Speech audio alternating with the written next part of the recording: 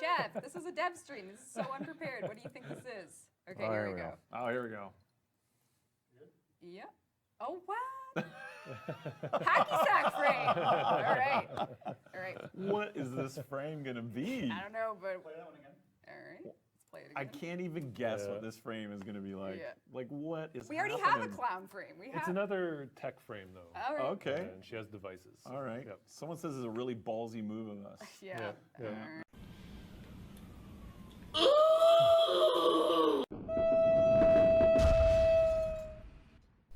The next station will be Fortuna 69.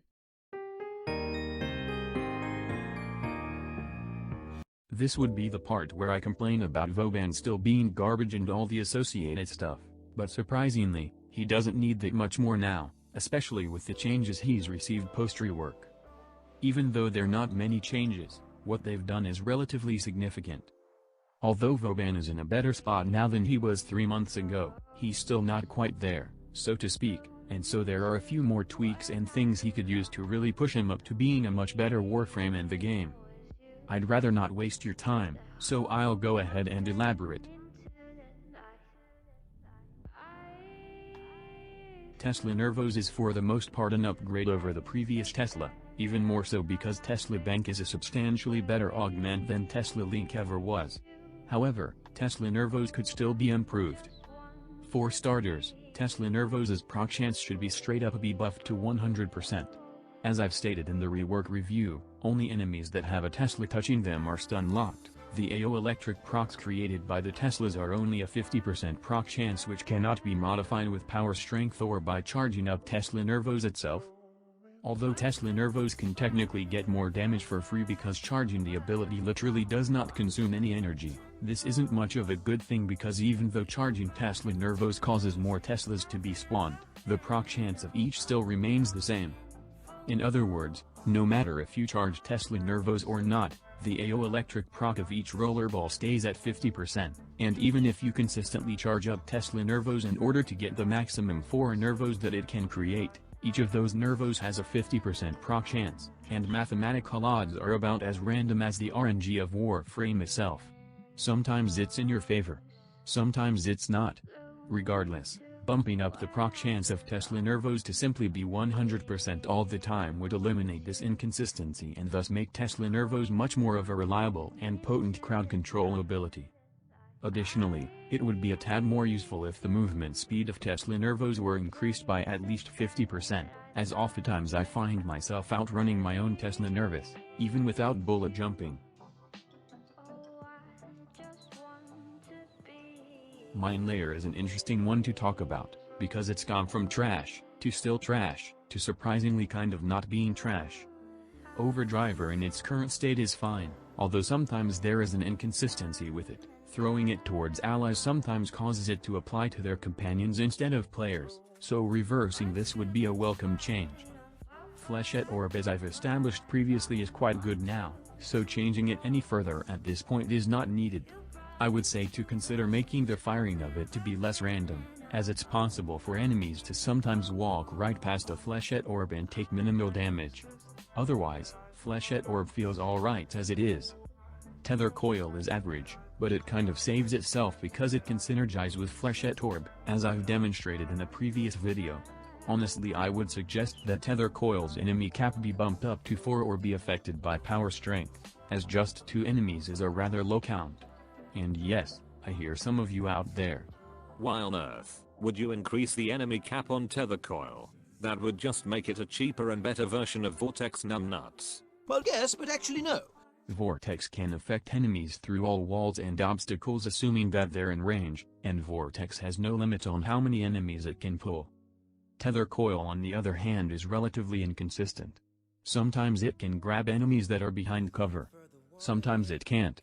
It might have a bigger range and be cheaper than Vortex, but it still has an enemy cap, not to mention that you can only throw up to 4 Tether Coils at once. Even with power efficiency, this only racks up the total energy cost for something that could be more effectively performed with a single Vortex. Regardless, at very minimum Tether Coil's enemy cap should either be increased to 4 or be affected by power strength. Either would work. As for Vector Pad, It simply needs to be purged from the game just like Super Jump. And yes, I can hear the people screeching in the distance. Actually Vector Pad is good now, because it can prevent enemies from approaching objectives, and because it gives Vauban some much needed survivability. Woo! Nobody gives a shit! I have stated it before countless times, and I will keep stating it for the record.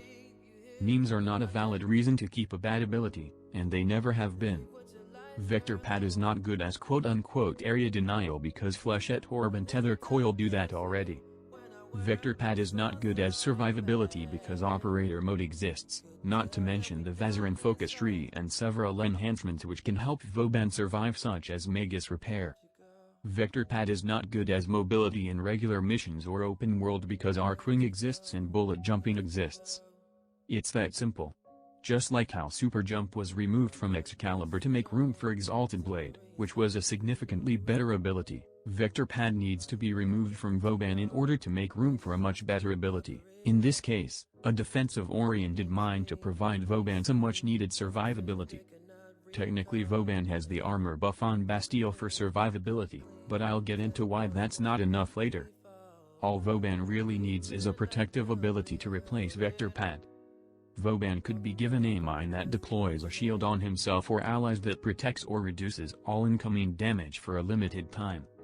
Vauban could be given a mine that borrows from Halo and deploys a dome that protects the user from all incoming damage for a limited time.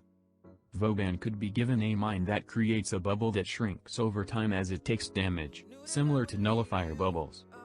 Damage reduction isn't necessarily needed. Hell, even deployable cover would be enough assuming that it can protect Vauban from all damage from at least one angle of attack. All that is needed is something defensive. Plain and simple. Photon Strike is weird. Technically it's good because it's an AO raw source of damage, but at the same time, it isn't.